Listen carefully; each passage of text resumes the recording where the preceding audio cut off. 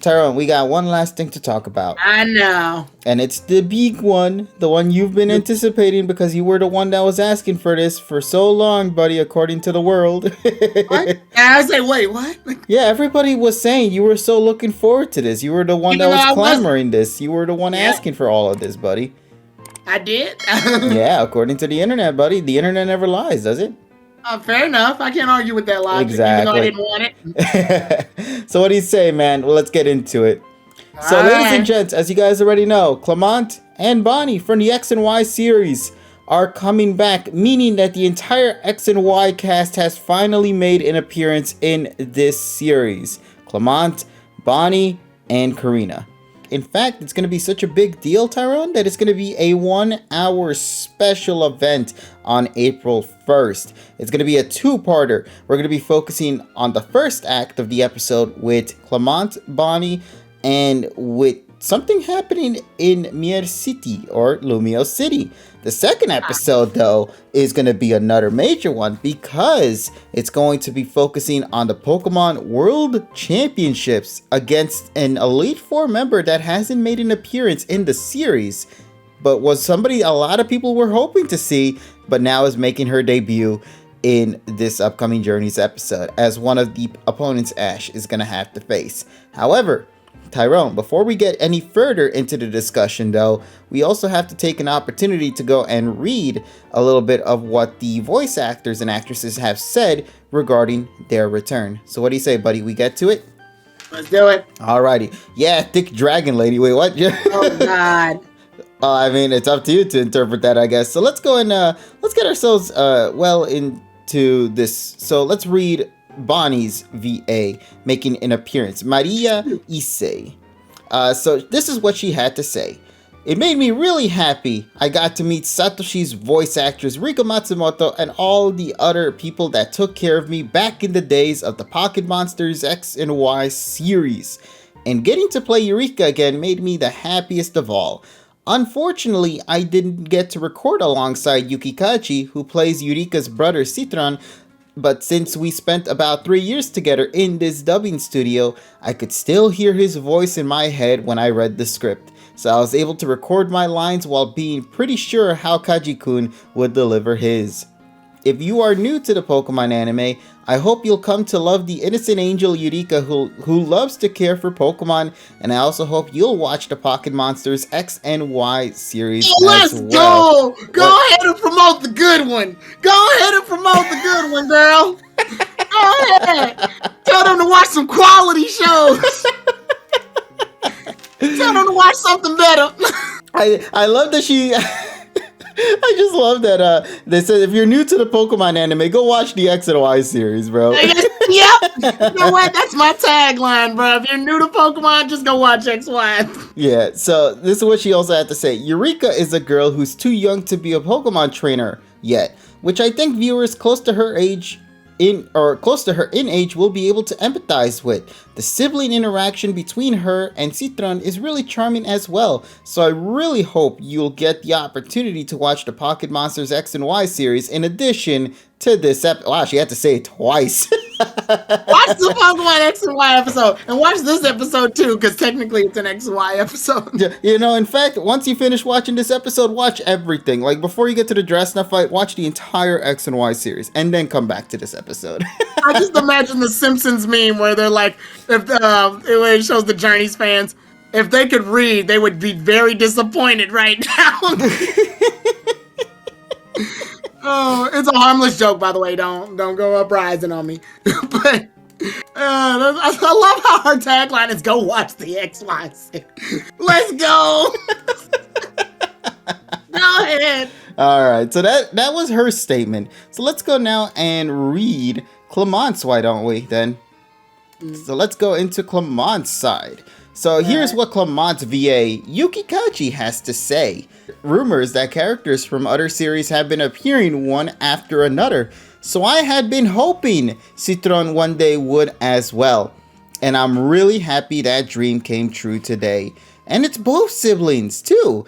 I think of the 3 years I spent dubbing the Pocket Monsters TV show as an indispensable masterpiece of my voice actor life. It was a time filled with learning and twinkling.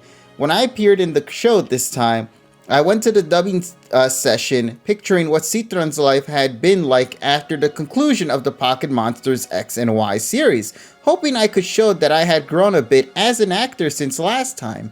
The Pokemon dubbing studio is a place for passion and fun.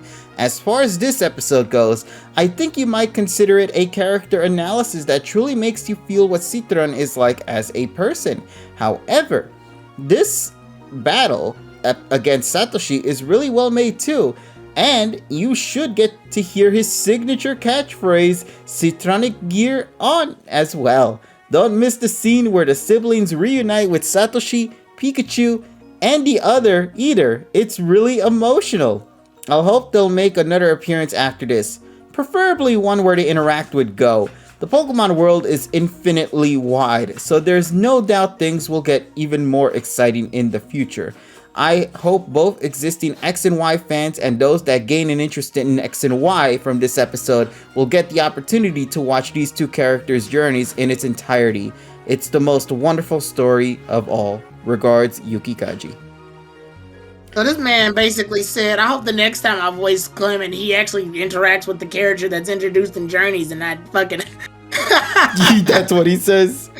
That's kind of sad. I mean, but that's always been my comment on thank you Pokemon. for the follow. Much appreciated. Thank you. That's always been my comment on Pokemon Journeys, though, is like, whenever an old character is brought back, Go usually gets the shaft. He usually gets yeeted off to the bleachers, where all he can really do is ask questions so he can have better context as to what happens. He's basically listen, you might not understand it, and the viewers do, but since you don't, we have to figure out how to write it properly into the show, so Here we go.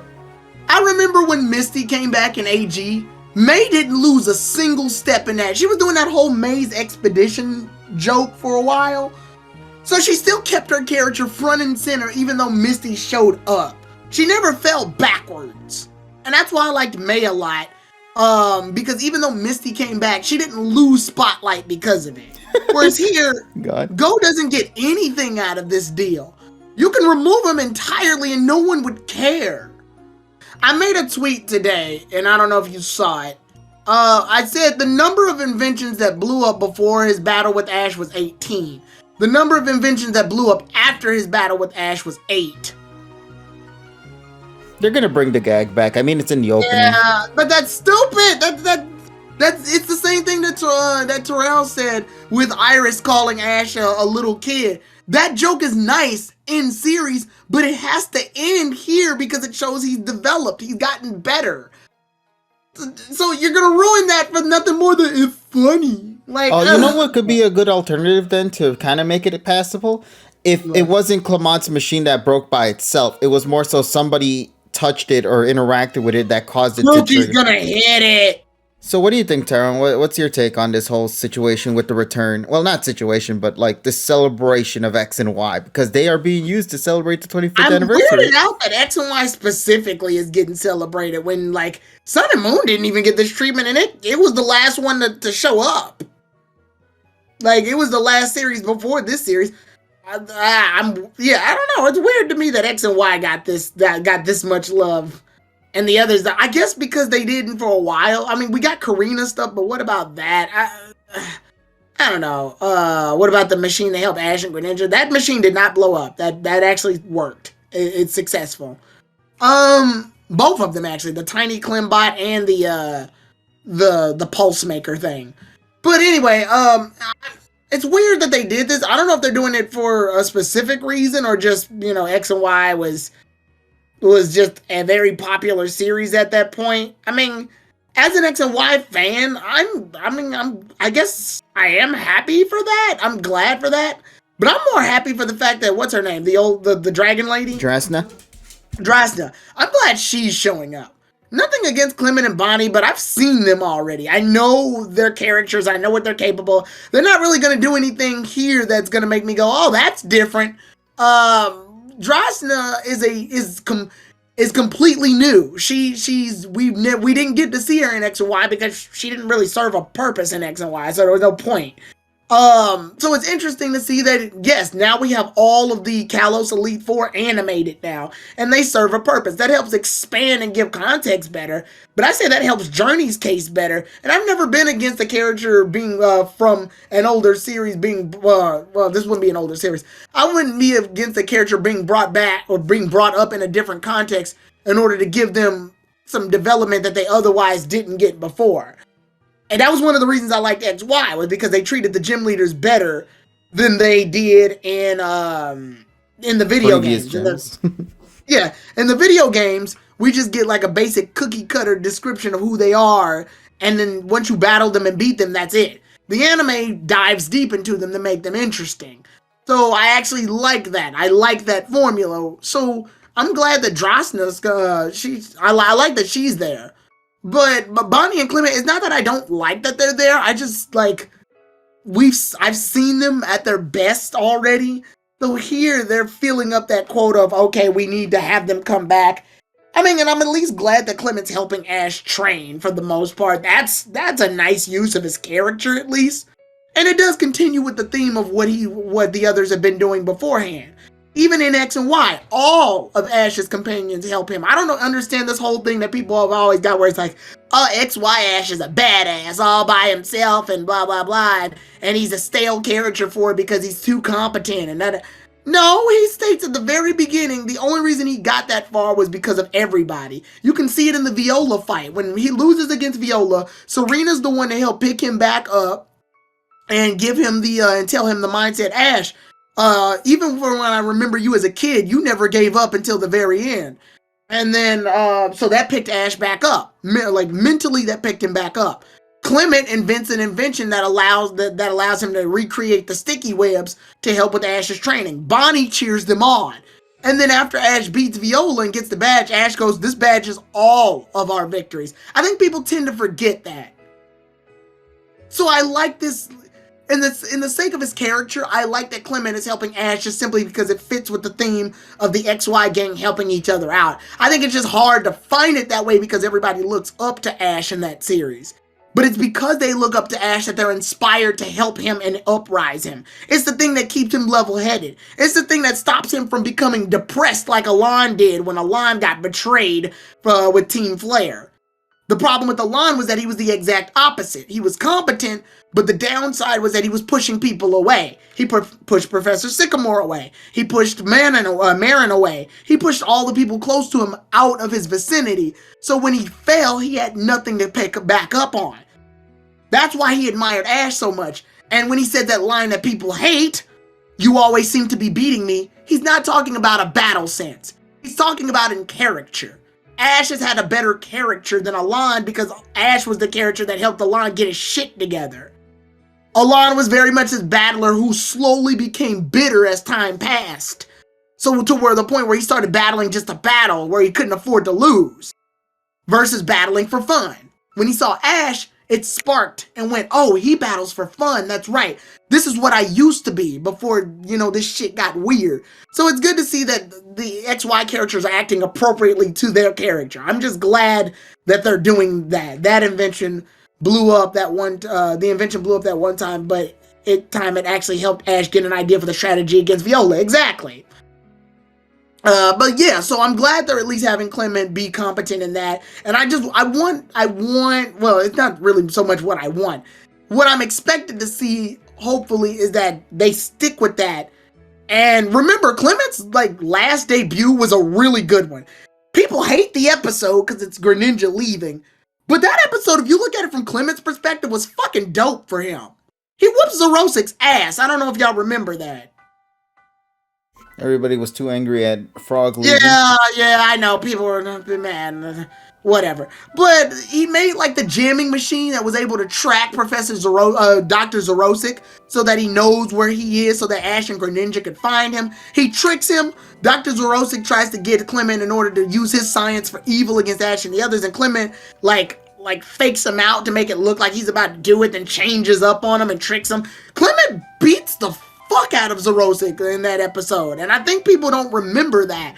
So we're talking post XY Clement, and I'm afraid they're gonna go back to gym leader battle Clement. Where where Bonnie's got to propose to some woman and Clement's got to go and then do the A-palm arm.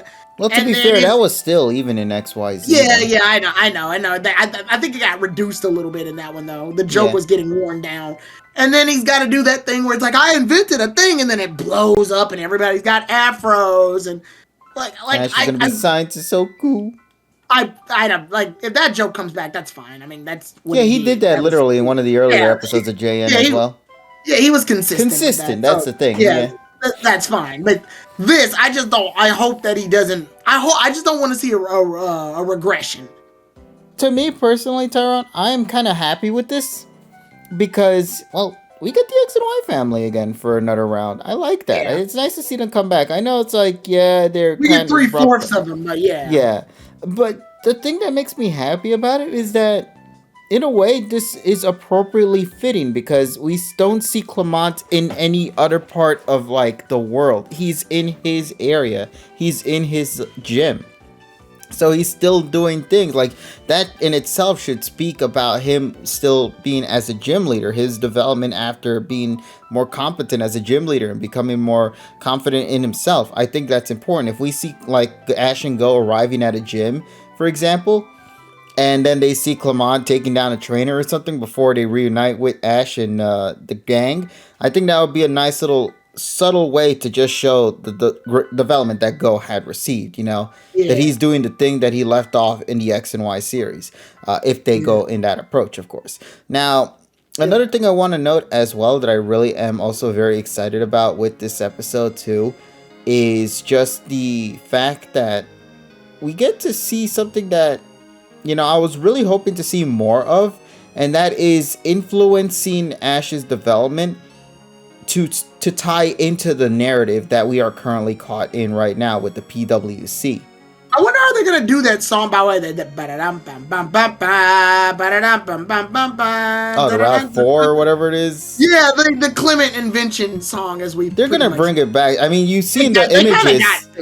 Yeah, the images show Sirfetch'd with a bunch of weird looking pox stings around its body, so that in itself tells us the inventions is back. And also, Clemont's going to have some role on that. It looks like to be a new Bond phenomenon, as you could call it.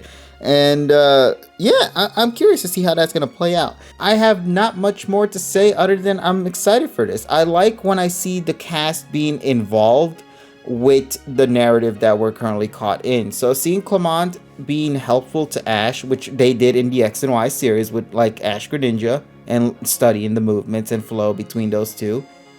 They're kind of incorporating that now here with Ash and Sirfetch'd, and I'm really excited on that alone. So it's going to be nice to see Clemont bring his tech savvy smartness into the mix, and to see Bonnie, well, I don't know what Bonnie's going to do, but hopefully Bonnie will contribute some sort of comedy thing that we're lacking oh so greatly, and the cuteness. You're correct on that part. God, listen, I always criticize and joke around with X and Y, but people have to understand, I love X and Y. I really do. I just have a persona that just makes me hate every series that we follow up on. You can't come back.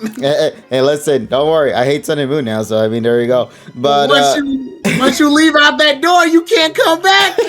Tyrone? No. Hello, cops. Yeah, there's an intruder at my fucking house. Hello? Hello? Yeah, no, he's here. No, I don't know. I've never seen him before. Oh my god. We actually got some updated information about the upcoming episode, Tyrone. So you ready for me to read it real quick? Put it on screen. All right. Well, there's not really anything new per se on it. It's all just post this Bonnie image you see right now. That'll be fine. Satoshi versus Elite Four. What was her name? Drasna. The next setting for the PWC is going to be in the Kalos region. It's a fierce fight with the Kalos region Elite Four member Drasna, challenging a super strong opponent in a hyper-class match. Satoshi fights using Sirfetch'd and Uno La La La. In other words, none other than Mr. Fish himself. How powerful is this team? Wish we knew, because if they actually developed, we would have known. Drasna, she's a dragon type trainer as well as one of the Elite Four. She has a keystone on her hand. Will she use Mega Evolution? No, she'll just sit there and watch it, like, be on her wrist. I hate that question. Here's another. Okay, so we get to see what 2 Pokemon she's going to be using in this upcoming fight. She's going to be using, of course, Altaria, which is a Dragon/Flying type. It may look cute, but... And then the other one, ladies and gents, Big Reliable is back, ladies and gentlemen. Noivern is going to be the second mon that she's going to be using. It is you know what it is? I love the description for Noivern. Remember what I told you with this other one where it's like, it looks cute at least. Noivern, it's a flying dragon type Pokemon. That's it. Okay. What? And what else? I knew that. Yeah. I could have told you that. That's it. That's all you get, buddy. Now, let's go to Mr. Fish. It prefers biting Satoshi to battling. We noticed. Mr. Fish starts flurrying around during the battle. Is it in trouble? And then, of course, Sir Knight. Come on. It's the key to this episode's battle. Keep your eyes on it. Sirfetch has a secret plan. Wait and see how it all ends. Can they win? April 1st is a 1-hour special. Satoshi and Citron special friendship training. Satoshi and Citron do special Pokemon battle training in the Kalos region. And then something happens with Sirfetch. And then, of course, the second episode, Hyperclass versus Elite 4 Drasna. The PWCS opponent is the highly skilled Drasna who's ranked 12 in the Hyperclass. Can he win against this strong opponent? You know what it is? It's so weird to me. But the way these 2 episode titles are back to back, they feel sort of X and Y-ish. Like, yep. Don't they? Because it's like back to back to back. Actually, you know what? Now that I have a comment on that now. I love the fact that X and Y had to do an hour special because there's no way in hell, based on X and Y's format, you're going to do episodic shit. There's no way in hell. You have to make it a cohesive story. Mm-hmm. The only thing I ask for, Tyrone, is if they really wanted to seal the deal and be in a really solid fight or an hour special, let Bonnie and Clemont be in the second episode, bro. Come on, please. They're literally in the same area. Yeah, it would be kind of stupid if they didn't show up in the audience at least. Yeah, they're right there, bro. Hell, if Karina was here for that, then why can't these two? And they're in the same city. I think Bonnie could be a better fucking spectator than Go. She's been a better spectator than Go. You know what? Actually, that would make sense because like maybe Clemont was. Oh no, wait. Clemont can't have an excuse. He has this Clement bot to take care of the gym. Yeah. Whenever he goes out, so theoretically he has no excuse to stay back. Yeah, Clement usually substitutes if Clement can't be there. Like, exactly. Yeah. So there you go. That's the perfect counter to not. You know what it is? It's a great way to have him be in the league fight or watch the league fight while not having to interfere with his gym duties, and doesn't ruin his character narrative at all. Because at the end of the series of X and Y. That's the whole point of Clemont's character. He was able to finally find something that he could call his own and be proud about it, you know, so. I think the reason they couldn't have Drasna in the first time around in X and Y was because most of the Dragon-type Pokemon, I think, were taken. Yeah, Noivern was taken, Goodra was taken. Goodra was taken by Ash as well, so the major Dragon Pokemon were gone. So Drasna couldn't really do anything. Altaria was taken. Well, yeah, and she's showing off Mega Evolution, but that's under the premise that there were Mega Evolution Pokemon for Kalos, which there weren't. Altaria is a Hoenn Pokemon at the grand Isn't scheme. Lucia coming as well, and she uses Altaria? Yes. Damn, we're getting a lot of Mega Altaria shits happening. Yeah, we're getting a lot of unless they change her Pokemon up for the thing. Yeah. Dragal just stay underwater. Yeah, Dragal dead. But yeah, not much more can be added, at least in terms of my side. I really just am looking forward to it. I'm positively optimistic about it. Now, what's going to bug me is the way the battle looks, because here... You can bring back the characters, but you got to bring back what makes it X and Y. Yeah, I'm sorry. Like, y'all signing a check, y'all just simply can't cash, because the battle has to look spectacular, but it's not going to look XY good. So you brought all the XY shit back, but you forgot to bring the most important XY thing back. Now, the only counter I could say to that, Tyrone, is if they can't bring the 3D camera back, they do a really good 2D background. Like, I you know, like, guess. the best episode to summarize that is the Ash versus Misty fight in Sun and Moon. Yeah. Oh, yeah. That fight's good. That's a But good. it's also because of the way the background was. Like, that's not 3D, that's all 2D Yeah. drawn. Yeah. So, like, That's if a they good. bring that kind of thing, Hell, some of the parts of Ash versus Kukui's fight are fucking phenomenal. especially with the that. final episode to be exact, Yeah, with yeah, like yeah, yeah. with the Ultra Beast against Tapu Koko when they were fighting, like you see the Guardian grass paving. Dialola. Yeah, Guardian Dialola. Oh God, bro, I want to see that fight again later. Yeah, that's a good fight. Yeah, that's I've already agreed that that's one of the better fights, not just in Sun and Moon, just in Just the in series. general, yeah. Yeah, that's just a really good fucking fight.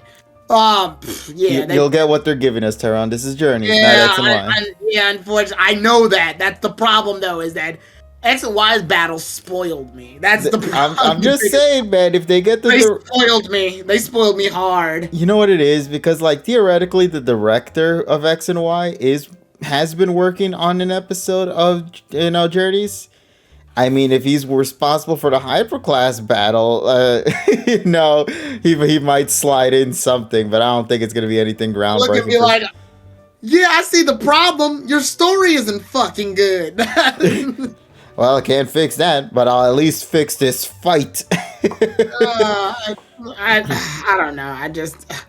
I know we get what we get and don't throw a fit, but goddamn,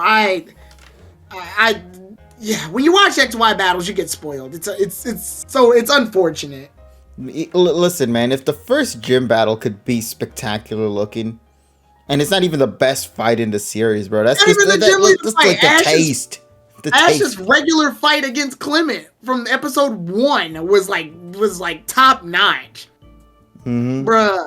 I'm so we'll just have to wait and see. That's all. Hell, even the Pokemon battle against Fletching was good too. Oh my, the best wild battle I've ever seen in my fucking life. I think that was the only one aside from Halucha, if I can recall. Next to Pikachu versus Tailo, that shit was the bomb. Yeah, listen, man, it just shows you bird Pokemon have some pretty cool things that we don't know much about, except the Starly, unfortunately.